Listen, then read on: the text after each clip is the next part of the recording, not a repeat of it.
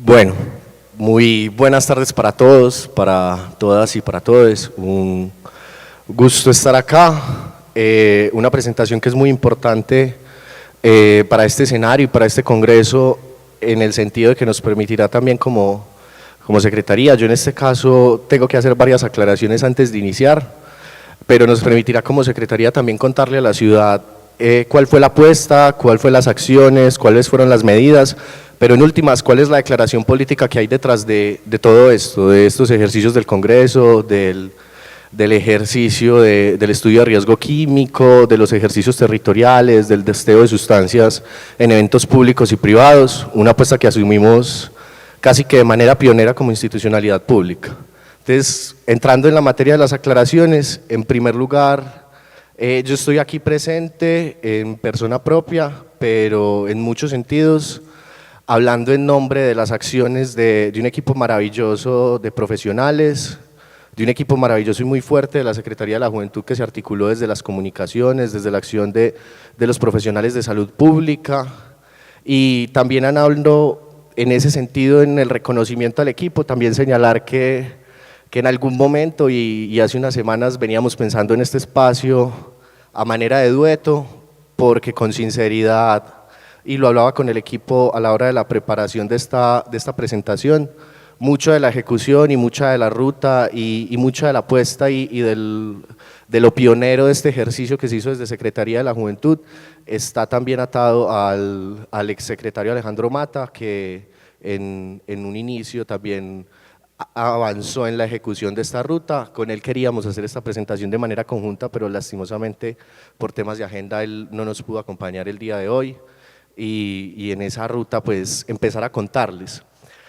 A son de que es también un ejercicio para responder a las críticas y a las desinformaciones y a las malas interpretaciones que ha tenido el ejercicio de nuestro equipo de salud pública y nuestra apuesta por los consumos conscientes en varios escenarios mediáticos, políticos y sociales. Se ha señalado que la Secretaría promueve el consumo de sustancias en una ciudad compleja y con un problema estructural como Medellín, y realmente nosotros estamos aquí para hablar sin tapujos de este tema, para abordarlo con sinceridad.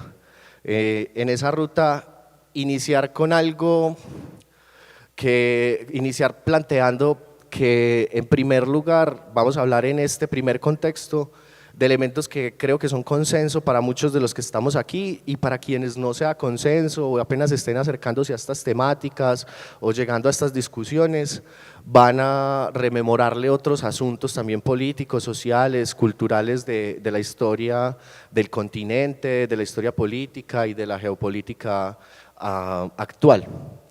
Empezaré señalando que las sustancias psicoactivas hacen parte de nuestra vida natural y de nuestro planeta, prácticamente podría decirse desde el surgimiento del mismo y del surgimiento de la vida en él, sea cual fuera la teoría de la creación que tengamos.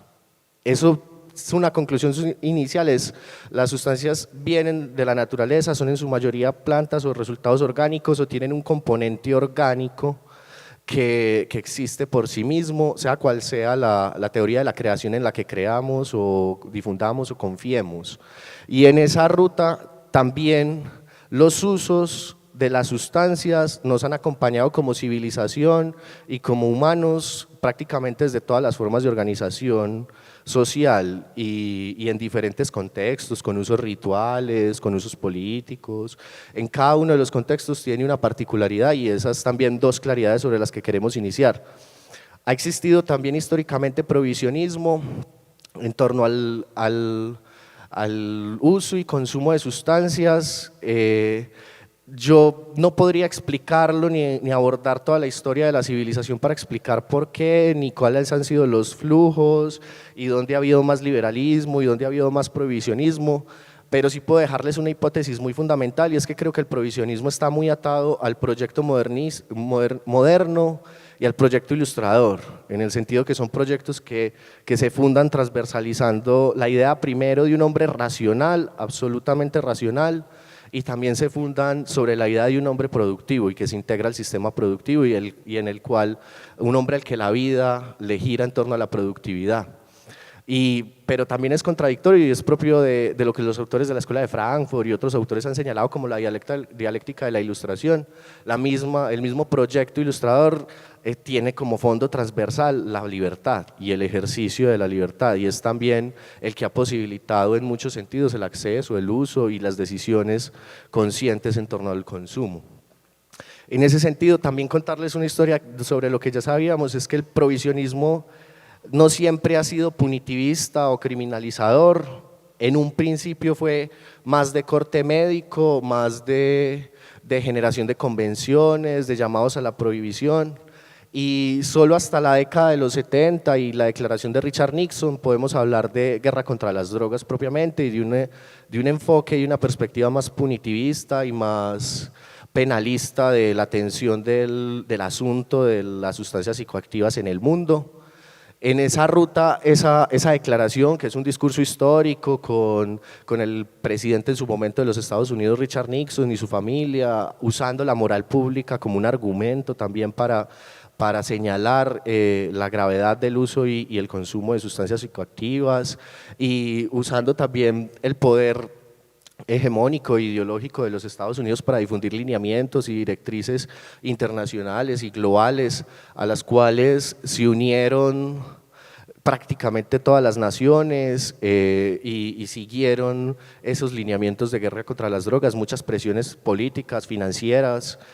Aparece también a partir de esa guerra contra las drogas, nuevamente estoy pasando someramente porque como dice la diapositiva es una historia de lo que ya sabíamos, acá no vamos a encontrar una iluminación nueva, pero en esa ruta también aparecen las certificaciones, las desertificaciones en materia de tratamiento de drogas. Estados Unidos se convierte en un actor fundamental en delinear las políticas y las formas en las que se debe asumir este asunto público.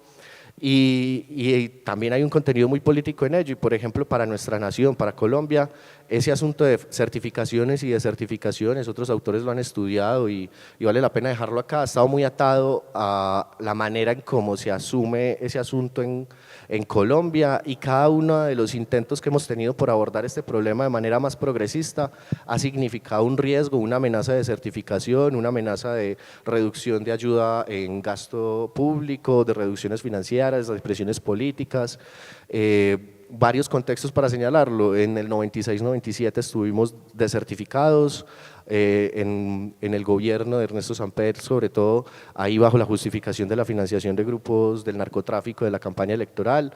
Quizá ahí habría un poquito más de sentido, pero en 2016, 2017 en el gobierno de Juan Manuel Santos hubo una amenaza de desertificación porque se asumió a partir del acuerdo de paz un nuevo abordaje y una nueva perspectiva para tratar los cultivos, sobre todo la producción y cómo íbamos a trabajar con esas poblaciones que tradicionalmente también han sido victimizadas por la dinámica de producción de sustancias psicoactivas en el país.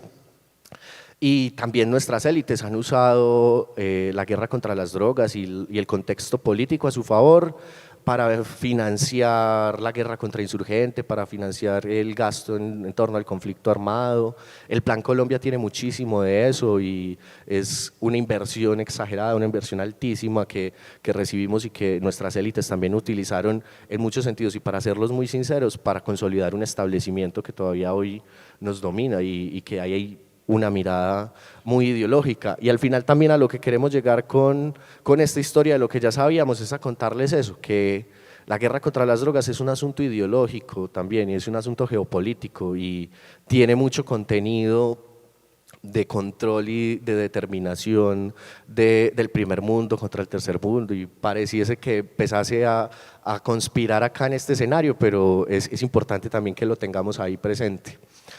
Y esa guerra contra las drogas al final se materializa con formas de abordaje que sufrimos y vivimos en territorio los consumidores, los usuarios y las personas en general. O sea, ese discurso que parece tan geopolítico, tan de los iluminados del mundo que deciden las cosas en pequeños salones, se materializa al final en políticas territoriales y en personas.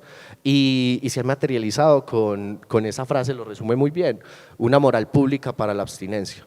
Hay en el centro del abordaje del asunto de las sustancias ese concepto extraño de moral pública, que cómo se consensúa, cómo se acuerda, estamos todos incluidos en esa moral pública, hay lugar en esa moral pública a las disidencias, a las resistencias. No sé si lo han visto, yo creo que todos lo hemos visto acá, siempre que hay una forma de hablar sobre los consumidores o sobre los usuarios o de hacer el llamado a ellos, se habla de violaciones o ataques a la moral pública o a lo correcto, se usan valores, se usan principios muy generales y muy abstractos para hablar de este asunto en el tratamiento, pero hay también en el centro ese asunto de la abstinencia, que es una negación de hecho del usuario consumidor y también un ejercicio en el que todos los usuarios son hacen parte del mismo conjunto y se tratan de la misma manera, y la manera esencial es garantizar la abstinencia, o sea, eliminar el consumo. Y por eso el abordaje es ideológico, porque también hay un desconocimiento de identidades, personalidades, libertades, formas de ser, y esa abstinencia tiene un centro también de discusión securitista, se vuelve punitivista en el sentido de que hay una persecución penal para usuarios y consumidores, se vuelve también securitista en torno al espacio público, a qué se puede hacer y qué no se puede hacer en el espacio público, que se supone que es de todos y que también cada uno podría determinar esos usos y esas prácticas con el espacio público. Y también se vuelve una forma de abordar que nos asocia con el crimen a los usuarios y consumidores de manera puntual. Entonces, ahí hay mucho contenido ideológico de cómo se ha abordado el problema, aunque sea aparentemente técnico y tradicionalmente se hayan usado argumentos médicos y biológicos y físicos también para fundamentarlo, pero hay mucha de ideología ahí. Entonces también lo decimos claramente acá porque a nosotros nos han señalado por ideologizar y realmente la vida en muchos de sus contenidos es ideológica y acá estamos dando una disputa ideológica y no lo vamos a negar nunca, pero la forma en la que tradicionalmente se ha abordado este problema es ideológica también y eso era lo que queríamos dejarles acá. Y también llegar a esta conclusión, nunca fue una guerra contra las drogas únicamente, no fue una guerra contra las sustancias realmente, fue una guerra contra las libertades, fue una guerra contra la dignidad, fue una guerra contra los usuarios de sustancias psicoactivas, fue una guerra contra los pueblos del sur esencialmente y fue una guerra contra las juventudes. Fue una guerra contra nosotros que estamos construyendo nuestro proyecto de vida, nuestra forma de ver el mundo, nuestra personalidad, partiendo también de entendernos en la diferencia y fue una guerra contra nosotros por ello. Y si les parece grave esta diapositiva y les parece importante esta declaración, es más importante aún si lo hablamos en Medellín. Medellín, la ciudad capital de la dinámica del narcotráfico en los 80 y en los 90, la ciudad que tenía cifras de homicidios superiores a los 5.000 por año. Medellín es y podría considerarse una de las principales ciudades víctimas de esta guerra. Y podríamos, por ello también, fue que desde la Secretaría desarrollamos este ejercicio. Y por ello también fue que desde el equipo de la Secretaría nos preguntamos por ello y empezamos a hacer este ejercicio, porque nuestro público objetivo no solo está preocupado día a día por el tema, sino que lo ha sufrido y ha sido víctima de este asunto durante prácticamente los últimos 40 años de historia, y por eso estamos aquí también diciéndoles la declaración política que hicimos como Secretaría. Pero después de plantearles ese contexto tan negro, tan triste y un poquito trágico de la guerra contra las drogas, a la cual tenemos un consenso del fracaso, que es un método que no ha conseguido éxito real, porque hoy tenemos más consumidores, más sustancias, hemos acumulado más muertes en torno a este asunto público y seguimos sin ver una perspectiva real de solución que no desconozca a las personas y a los sujetos. También es importante que hablemos de las resistencias y de los espacios y las brechas que se han abierto para abordar este tema de manera diferente. Entonces, en esa ruta, contarles un poquito qué es el contexto de esa resistencia. Y la verdad, esa resistencia es más antigua de lo que parece. Y esa resistencia valga la pena este espacio también para señalar a la sociedad civil como un lugar muy importante para ello. Acá hay en el público he visto caras muy reconocidas, no los voy a nombrar porque se me quedan algunos, pero ustedes saben que yo les he reconocido ese rol y saben que ustedes han llevado esa acción que tradicionalmente desde la institucional pública se ha ocultado y se ha negado, y muchas gracias a ustedes por haberlo hecho durante tantos años y durante tanto tiempo. Y les digo también que no es tan nueva esta forma de abordarla, porque 1991 significa mucho más para el país que lo que el país cree, y la constitución política que promulgamos en ese año es el marco normativo fundamental en el que se puede plantear todos los abordajes diferenciales de este asunto. Y es un marco normativo que nos da el derecho a la libertad de conciencia, el derecho a la libertad del desarrollo de nuestra personalidad, a crear nuestro propio sujeto, nuestro propio proyecto de vida, que nos genera unas garantías y unas libertades propias.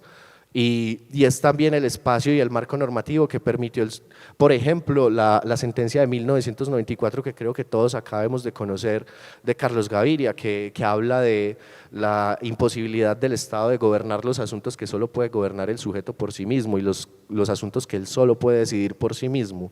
Y ese marco normativo ha permitido y ha estado ahí 30 años, posibilitando acciones diferenciales. Lo triste es que no han sucedido en la cantidad que merecemos quienes habitamos estos asuntos y estos problemas. Y lo triste también es que no ha habido la voluntad política para que más dependencias, secretarías, alcaldías, gobiernos locales y nacionales se aventuren a abordar este asunto de una manera diferente.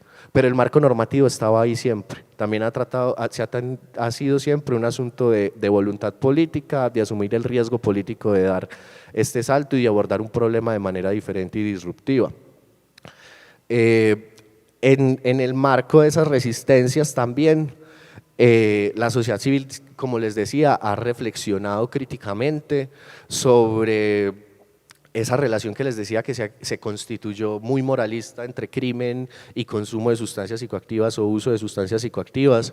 Desde la sociedad civil se ha reflexionado mucho eso, y eso ha avanzado tanto en un país como el nuestro, tan conservador como el nuestro, que se nos permite, por ejemplo, tener ponentes como César, que en la mañana nos señalaba que llegó primero a las sustancias y después empezó a estudiarlas, o tener otro tipo de ejercicios públicos como los que han desarrollado algunos congresistas en el país y otras figuras públicas que han comunicado públicamente esa ruptura y señalado que no hay una relación y no hay un único individuo consumidor, y que realmente hay una diversidad muy amplia de individuos consumidores.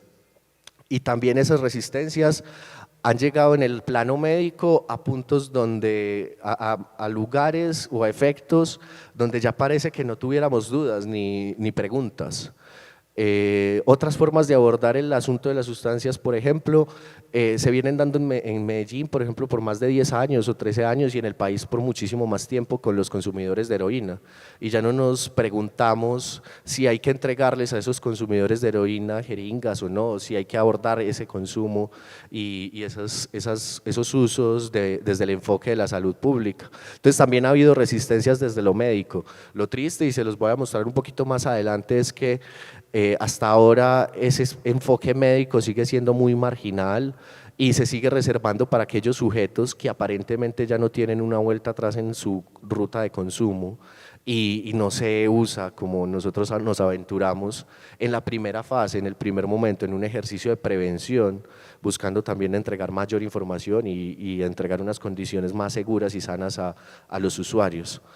Esas resistencias, como les digo, muy valiosas, las aplaudimos y las abrazamos desde la Secretaría, tratamos de reconocerlas, tratamos de darles su lugar, y queremos que esto siga siendo la ruta. Ustedes van a seguir ahí y sé que van a seguir dando la pelea por este tipo de agendas, y nuevamente extenderles agradecimiento. Y ya para cerrar, sí contarles, ya les eché toda la carreta, contarles puntualmente qué hizo la Secretaría de la Juventud de manera específica en ese contexto, después de esta declaración política como fundamento y en una ciudad como la nuestra que ya les dije nos justificaba. Lo primero es partir de una postura que yo complementaré con otra, y es: la salud pública juvenil no es posible sin la capacidad de agencia de las juventudes, y realmente es una visión transversal de la Secretaría. Para algunos puede parecer retórica, lo hemos dicho mucho, Nosotros creemos que los jóvenes de Medellín pueden ser lo que quieran ser, porque en parte entendemos que los jóvenes de Medellín son diversos, libres, plurales, porque los jóvenes de Medellín son los jóvenes del Poblado, pero también son los jóvenes de Carpinelo, y porque en últimas creemos que es necesario darles y seguirles fomentando y fortaleciendo esa capacidad de agencia y de decidir por sí mismos, porque ya en los territorios, ya en sus ejercicios propios nos están demostrando la capacidad de transformar el mundo. Entonces ese es el primer punto, dejar de paternalizar a los jóvenes de Medellín, de ser el papá Estado que prohíbe cosas y más bien ser el papá Estado que acompaña, cuida e informa, y eso era lo que nos queríamos jugar. Pero un segundo punto que va muy asociado con la introducción que hice y era que no entendemos las sustancias como negativas porque son parte del mundo natural y el hombre se relaciona con el mundo natural, y no entendemos el consumo como un problema porque el consumo en sí mismo es una práctica social y los problemas están asociados a los riesgos, los daños, los contextos y las formas en las que se asume el consumo. Y en ese sentido, aunque a la revista Semana, al concejal Julio González y a muchos otros actores de ciudad les parezca que la Secretaría promueve el consumo de sustancias psicoactivas, no, nosotros básicamente queremos atender el problema llegando a los determinantes y no eliminando la capacidad de agencia, ni la decisión, ni la autonomía, ni la libertad de las juventudes, y creyendo que en sí mismo el consumo no es problemático porque hay diferentes tipos de consumidores y porque en ese sentido hay que llegar con diferentes formas de atención. Entonces esas son dos posturas políticas que se adicionan a la visión de la guerra contra las drogas, a la visión de las sustancias, y en últimas que concluyen en esto: los usuarios de sustancias psicoactivas también somos ciudadanos y tenemos capacidad de decidir y vamos a incidir en la política nacional y vamos a estar participando, y lo hemos venido haciendo durante muchos años, y en esa ruta hay que garantizar esa agencia, esa identidad y esas subjetividades que se construyen ahí. Y lo hacíamos, ¿cómo lo hacíamos? Teníamos primero el entendimiento, esta es la forma, o este gráfico representa la forma como tradicionalmente se han atendido los consumos de sustancias psicoactivas desde el plano médico. Se parte desde la prevención del consumo, es el primer paso tradicionalmente. Se hace una atención ambulatoria en busca de la abstinencia, como les digo, la abstinencia es trascendental en la mayoría de los tratamientos, se busca que el consumidor deje de serlo. Se hace una atención interna en busca de la abstinencia, si no se puede la ambulatoria, siempre está esa búsqueda. Y si no hay adherencia al tratamiento, se avanza a la reducción de riesgos y daños. Ahí, como les decía, se deja la reducción de riesgos y daños y los abordajes diferentes para el final, para los sujetos que ya han tenido más dificultades, atravesado más problemáticas, tienen unos grados de vulnerabilidad más alta. Y como verán la flechita, nosotros la llevamos al otro costado. Nosotros llevamos la flechita justo después de la prevención. Es el segundo paso y es el ejercicio que queríamos hacer.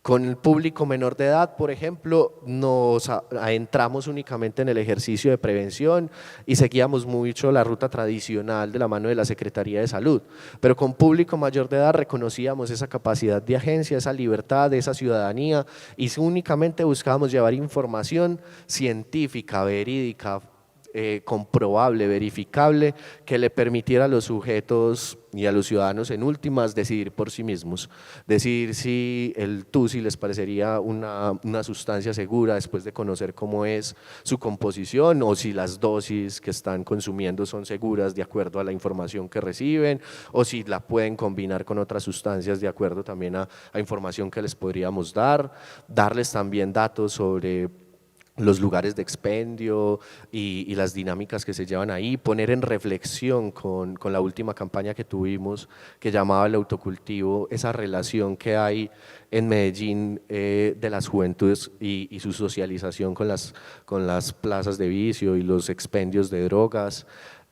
Con sinceridad, nosotros nos socializamos mucho en espacios de ese estilo, no son únicamente lugares de compra y distribución, sino que también son lugares de encuentro, de parche, y son lugares donde al final terminamos relacionados con dinámicas criminales de la ciudad y con la condición, y también por eso buscábamos a través de información y el llamado al autocultivo poner en reflexión esa relación socialización, placer y lugares de expendio. Hay mucho de lo que se puede hacer con las juventudes de Medellín que está asociado a ese último concepto que les dejaba, que es el de placer. nosotros estamos en una búsqueda constante de placer inmediato en una sociedad que nos lo niega constantemente. Y en ese sentido, ahí también queríamos dejar varias reflexiones. Y por último es que queríamos también ejercer ahí está esos 3 rayitas de al final que dicen universal, selecto o indicada, es que nosotros también desarrollábamos ejercicios universales con nuestras campañas públicas y nuestras campañas de comunicación, selecto porque íbamos a unos grupos específicos, a unas zonas de consumo, e indicada también porque cuando llegaban con una problemática muy puntual, muy específica, algunas juventudes o algunos jóvenes del territorio, nosotros nos encargábamos de atender ese caso. También nos fundábamos mucho del triángulo de Simber, del entender el asunto de las sustancias psicoactivas desde la relación de 3 variables: las drogas, el ambiente y el individuo. Las drogas que tradicionalmente han sido moralizadas, que se les han dado casi que humanizadas, que se les dan características humanas, son sustancias, son parte de la naturaleza. Los individuos consumidores que también han sido moralizados constantemente, que son diversos, que están en relación con esos otros 2 elementos, y los ambientes que también han sido moralizados en una ciudad como la nuestra, en un país como lo nuestro. Yo creo que todo el que sea barrista o haya pertenecido a una barra le han hecho algún comentario maluco con consumo de sustancias psicoactivas, todo el que haya ido a un concierto de reggae, todo el que haya ido a algunos escenarios también entiende que hay unos ambientes moralizados y que también hay que reflexionar, poner en crítica. Pero en últimas el entendimiento y nuestras campañas, nuestros ejercicios públicos y territoriales partían de relacionar siempre estos 3 elementos y hacer conscientes a los usuarios o consumidores de esos 3 elementos, de cómo la experiencia con la sustancia y con el consumo va a estar determinada por esos 3 elementos, cómo esa experiencia va a estar determinada por qué estás consumiendo y en qué cantidades y con qué lo estás combinando, pero también con quién estás, pero también cómo estás tú internamente, cómo estás pensando, cómo estás viviendo, cuáles son tus sensaciones, tienes hambre, comiste hoy, ese tipo de información había que acercarla también. Realmente es información que parece básica, pero que el enfoque tradicional de abstinencia y de moralidad nos ha negado y quizá nosotros acá somos poquitos en el auditorio y estamos hablando de este tema, pero en Carpinelo hay miles de jóvenes sufriendo por este asunto y por la falta de información, porque la institucionalidad pública se ha negado a hablar de este tema. En Robledo debe haber otros miles de jóvenes viviendo situaciones complejas y vulnerabilidades a partir del silencio, de la imposibilidad de hablar sinceramente con alguien y con una institucionalidad pública sobre este tema. Y todo esto al final se materializó en estas acciones puntuales. En primer lugar, desarrollamos el primer estudio de riesgo químico de sustancias psicoactivas circulantes de Medellín. Ese estudio lo presentamos en este congreso el año pasado en la última conferencia. Es un estudio que desarrollamos de la mano de la Universidad Nacional de Colombia y la Facultad de Farmacéutica de la sede de Bogotá, que nos permitió saber las composiciones de las diferentes sustancias que circulan en la ciudad, saber de qué están hechas, qué tienen, cómo se distribuyen también. Tenemos alguna información de los usos que señalan los jóvenes, información también muy importante de las justificaciones para esos usos, los motivos.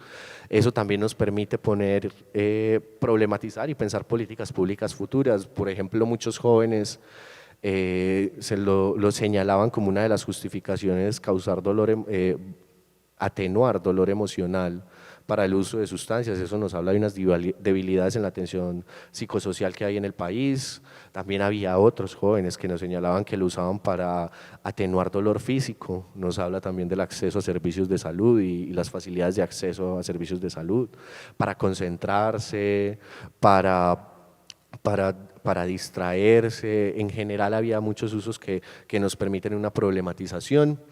Desarrollamos variada campaña sobre mitigación de riesgo. Queríamos estar en el espacio público, en las redes sociales también, pero queríamos estar en sintonía con la forma en que las juventudes de la ciudad entendían y hablaban de este problema en los barrios. Hicimos 1.800 atenciones a usuarios de sustancias psicoactivas en espacios públicos. Es una cifra pequeña, la estamos superando incluso con creces como indicador, pero es un gran inicio para una apuesta muy pionera en el país.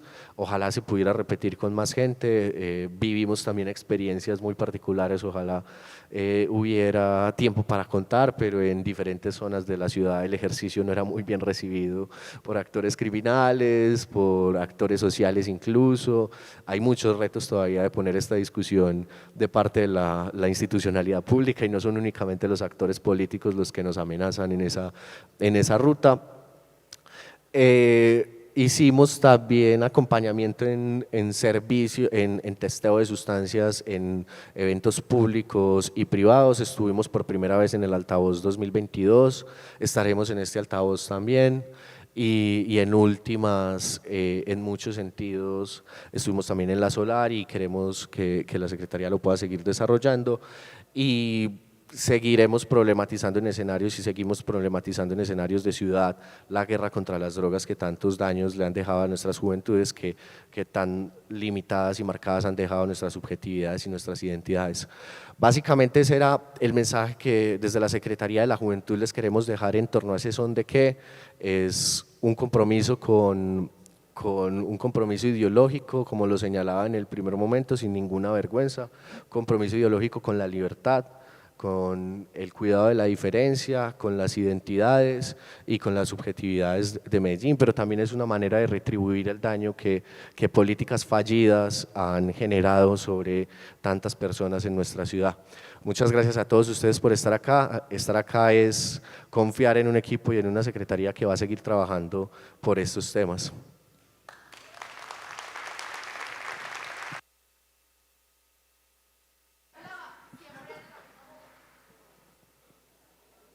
Hay un espacio breve de 13 minutos más o menos para preguntas, para alguna inquietud del público, entonces si alguno quisiera hacerlo no habría ningún problema.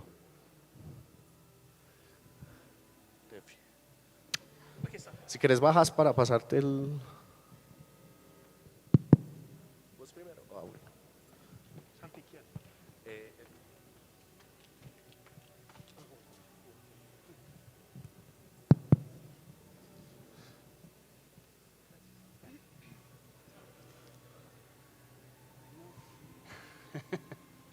Buenas, mi nombre es Andrés.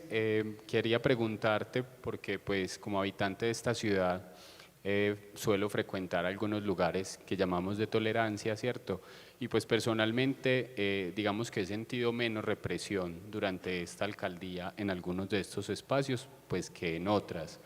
Sin embargo, pues tampoco es que haya sido total. Entiendo que hay unas dinámicas pues de fondo. Quisiera saber si de pronto hay unos lineamientos que vienen respecto a estos lugares desde la Secretaría, y de pronto no toca directamente a esta Secretaría, pero ya que representas de algún modo pues a la alcaldía de turno, no sé si me puedes contar cómo ha sido el manejo que se le ha dado al consumo de sustancias en la población habitante de calle, que esa por lo menos sí la veo pues que va pero desbordada, ¿cierto? Personalmente pues siento que le ha faltado un poco a esta alcaldía en el cuidado del manejo de esta situación.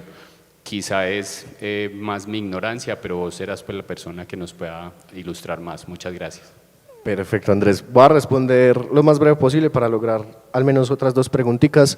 En primer lugar, desde la Secretaría hemos buscado abrir diálogos con institucionalidad pública. El desarrollo del estudio, por ejemplo, nos llevó a hablar con Policía Nacional de manera muy directa y muy puntual, pero también voy a hablar de manera ya más puntual de la ambición de toda la alcaldía. Incluso desde la misma mirada del alcalde Daniel Quintero, no hay una priorización en sí mismo del consumo como un problema, hay un entendimiento de una libertad.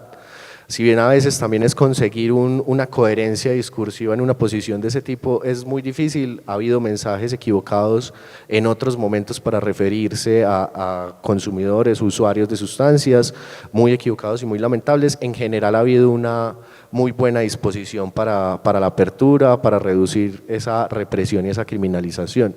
Con respecto a la población habitante de calle, es un problema un asunto público de bastante interés, muchas dificultades para la adherencia al tratamiento, hay una oferta dispuesta amplia que se ha mantenido, incluso se ha tratado de aumentar porque la pandemia en muchos sentidos también generó impactos y efectos sobre esta población, pero sigue siendo el reto fundamental la voluntad que genere la adherencia a ese tratamiento, porque no hay una facultad ni posibilidad a la obligatoriedad de tratamiento, entonces los impactos a veces se reducen porque el éxito es muy reducido. Por ponerte una cifra real muy puntual que recuerdo de hace 4 años, la ciudad invierte cerca de entre 10.000 y 15.000 millones anuales en este asunto, en una oferta que se acerca a cerca de 3.000, 4.000 personas para una adherencia total de cerca de 150 personas por año. Entonces, eso también para poner acá en problematización el éxito de la abstinencia, que lo decía en la mirada de moralidad pública, el éxito de la abstinencia realmente no existe porque son muy pocos los sujetos que realmente reaccionan a ese discurso represivo, criminalizador y coaccionador. Creo que acá había una antes. Sí, tú. Listo. Bueno, voy con Angie, ¿cierto? Con el chico de gafas, con alguien levantó la mano atrás, volverla a levantar, por favor, que lo vi, que era como de azul. Listo, con ustedes 3 y tú, y creo que con esas 4. Listo, no, pues Santiago, primero, felicitarlos. Yo sé que ha sido unos retos para la Secretaría de Juventud haber avanzado de esta manera. En tema de campaña, no solamente del tema de drogas, sino de otros temas como la sexualidad, entre otros. Entonces quiero felicitar porque si hay críticas de la prensa, si hay críticas del Consejo y de otros sectores, creo que la tarea también se está haciendo, porque está haciendo eco este tipo de abordajes y de acciones. Felicitarlos porque estas estrategias han sido vinculantes con los usuarios, con los jóvenes, con las personas, entonces creo que ha sido un ejercicio muy bacano esta secretaría. Yo quisiera saber, porque sé que no depende de ti, no depende de la alcaldía, de esta alcaldía, pero ¿cómo hacer para que estos programas de alguna manera se puedan prolongar o que la próxima alcaldía simplemente coja y los arroja en la basura? O sea, ¿cómo hacer para que esto de lo que ya nos hemos beneficiado pueda continuar en una siguiente alcaldía? Listo, es una respuesta muy compleja porque todos conocemos la dinámica de la administración pública nacional. Difícilmente podemos hablar de que existan políticas de Estado en un país como el nuestro. Hay muchas políticas públicas de gobierno que pasan, se disfrutan, se gozan y desaparecen. Sin embargo, Secretaría de la Juventud es uno de los ejemplos de ciudad que tiene más políticas de largo aliento, clubes juveniles y otros ejercicios que llevan más de 10, 15 años. Sin embargo, tampoco no hay nada que nos lo asegure. Esto sigue siendo al final un llamado a la batalla ideológica y a seguirnos disputando este espacio. Ustedes más que nosotros saben de cómo disputarnos, pero cuenten también con nosotros en el rol de ciudadanos, no tanto de funcionarios, para esa disputa. Y en general es ese llamado, y es una disputa que no solo se reduce en espacios electorales, sino en espacios de decisión pública y de construcción. Sea el tinte que sea el gobierno siguiente, va a tener que decidir un plan de desarrollo de manera participativa y pública, y va a tener que recoger también visiones contrarias si es necesario que ahí nos hagamos sentir y mencionar. La política pública también es uno de los marcos normativos que hemos usado para esta acción y se puede usar para justificar este tipo de abordajes también. El chico de gafas, Rafa, acá en la tercera fila.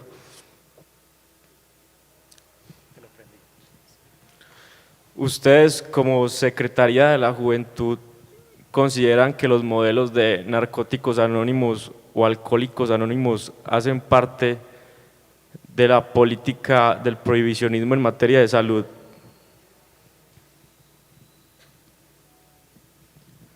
Son en algún sentido, y en un sentido muy amplio, realmente una materialización de ese objetivo de la de la forma de abordar tradicional este asunto, de lograr a través de la abstinencia la solución a la complejidad o la vulnerabilidad.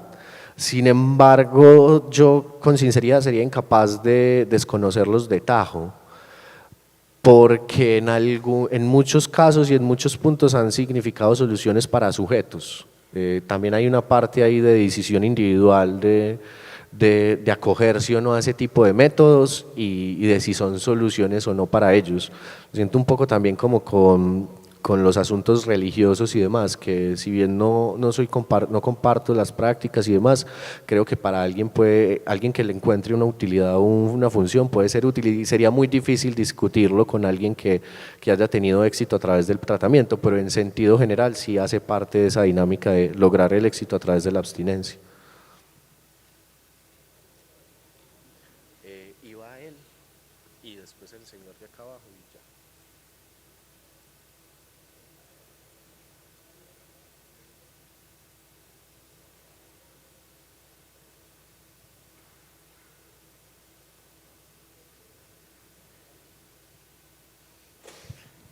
Buenas tardes. Buenas tardes. Mi nombre es Otto Lara, soy psicólogo especialista en farmacodependencia. Yo no consumo ni marihuana, ni perico, hermano, ni café, ni cigarrillo, y casi que se podría decir que ni consumo licor. Aún así defiendo el derecho de las personas a consumir sustancias psicoactivas. Creo que a veces se cae en el otro extremo del prohibicionismo y que se cree que se tienen libertades absolutas. Y todo esto creo que debe ser mediado, porque también ahí se ven implicados derechos de otros. Entonces no apruebo pues, las políticas ni las medidas pues, restrictivas al punto de guerra contra las drogas o todo punitivismo, pero creo que eso hay que regularlo, hay que mediarlo también. Hay muchas cosas que pudiera decir, pero quiero preguntar específicamente sobre el estudio químico de las sustancias, porque creo que le está dando como más realce, sobredimensionando sobre su real alcance. ¿Por qué? Porque fueron como 300 y pico de muestras que entregaron unas personas en unos eventos masivos y que tienen de valor, me parece, el hecho que demuestran que prácticamente todas las que entregaron estaban contaminadas, no eran puras. Muchas no eran ni siquiera una pequeña proporción o porción de lo que decían ser, pues del tusi, a la misma cannabis, todo estaba contaminado. Pero quisiera saber realmente cuál es la utilidad de ese tipo de estudio, porque tomar muestras, ¿para qué le sirve al que está consumiendo uno de esos, bueno, incluso hasta en esos espectáculos masivos, va a dejar de consumir por eso? Eso es hacer un consumo consciente, saber que esas sustancias están contaminadas. Por eso va a dejar de consumir, y eso se va a extrapolar a los que consumen, incluso por aquí, pues en la universidad. Yo soy egresado de aquí hace muchísimos años también, por supuesto.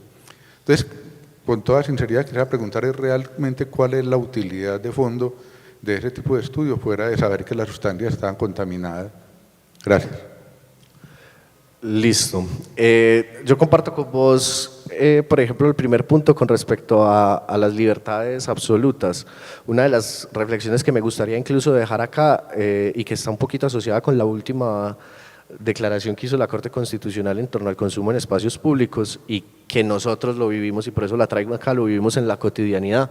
Hay una discusión crítica muy interesante de unos actores de espacios recreativos como los rollers, los skaters y los bikers, que se están convirtiendo cada vez más en prácticas profesionales y de alto rendimiento, y están rodeados de consumo de sustancias, un consumo muy exagerado, y que incluso ellos mismos demandan la protección de su práctica deportiva. Y también lo traigo acá para dejarles un poquito la reflexión de esos escenarios de consumo y cómo nos relacionamos con los otros y cómo afectamos a los otros también en esos escenarios de consumo. Entonces ahí hay un acuerdo.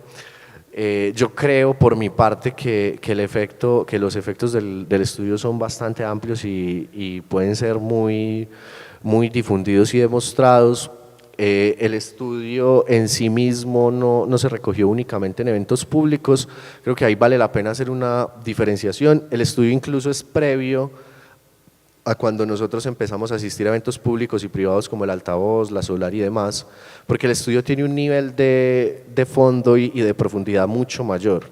Los estudios que se realizan en, por ejemplo, de otras organizaciones de la sociedad civil y que nos realizamos nosotros en los festivales, simplemente son una colorimetría tipo alerta aeropuerto.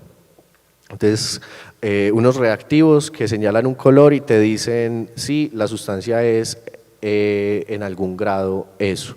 Pero el estudio de riesgo químico es un estudio ya con espectro, se me va la palabra, es un método muy difícil químico que nos extrae cada uno de los compuestos y nos dice la composición exacta, o sea, no es solo un asunto de contaminantes, sino que nos dice esta muestra de cocaína es 20% cocaína, 5% ketamina, 10% cafeína y tanto, así hasta llegar al 100%, es un nivel de exactitud muy alto.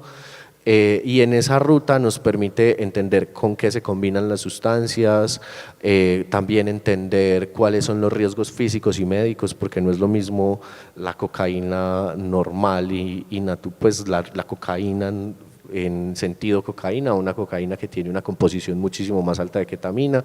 Nos permite comunicarles a los usuarios también cuáles son los síntomas que pueden tener a la hora de consumir, nos permite en algún sentido, que creo que hay un poco de descreo en tu pregunta de que tenga efecto real sobre el consumidor y él decida no hacerlo. La verdad puede que nunca suceda, pero abrimos esa puerta a que esa información le permita a él tomar una decisión más sensata. Y en algunos casos puede abrir esa puerta incluso a dosificar de otra manera, a no consumir a los mismos niveles, a dosificar de otra manera lo que está consumiendo. Siento yo que es una información de mucho valor para Medellín que como que adquiere y hace uso de sustancias a partir de expendios ilegales en toda la ciudad y que ha adquirido una cierta confianza en sus dealers y en esos expendios y realmente no existen esas condiciones de confianza y seguridad. Vamos por la última con acá y…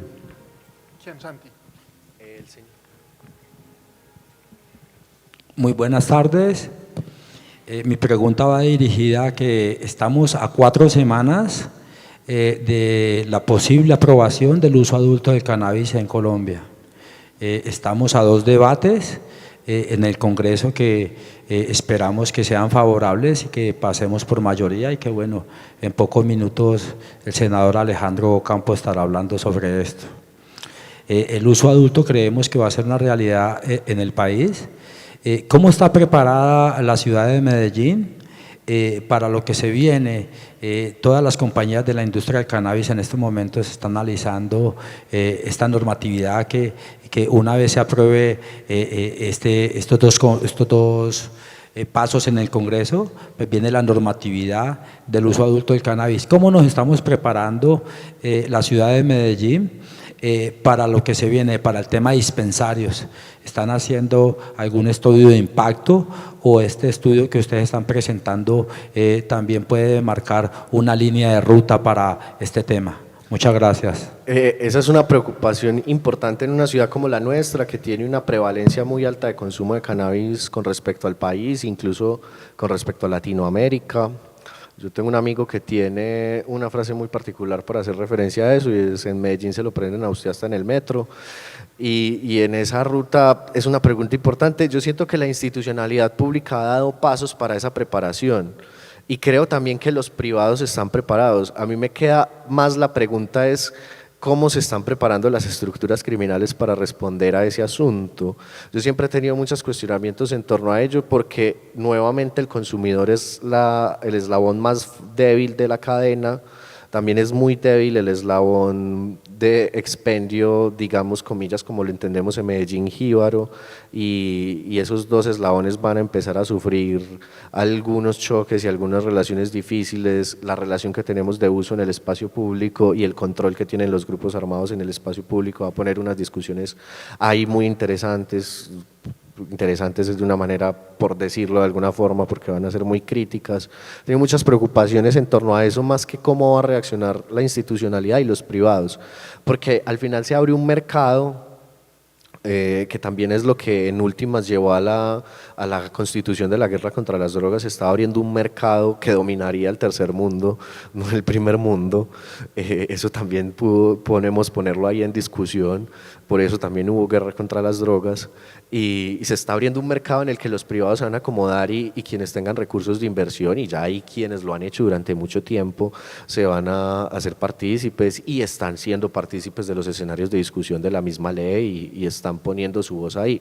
Pero creo que hay actores que todavía no hemos tenido en cuenta en esa ecuación y que van a ser incluso más decisivos en ese momento que realmente nos merecemos y que va a ser dichoso de tener un contexto normativo para el uso adulto de cannabis, pero que también nos va a implicar unos riesgos y unos retos.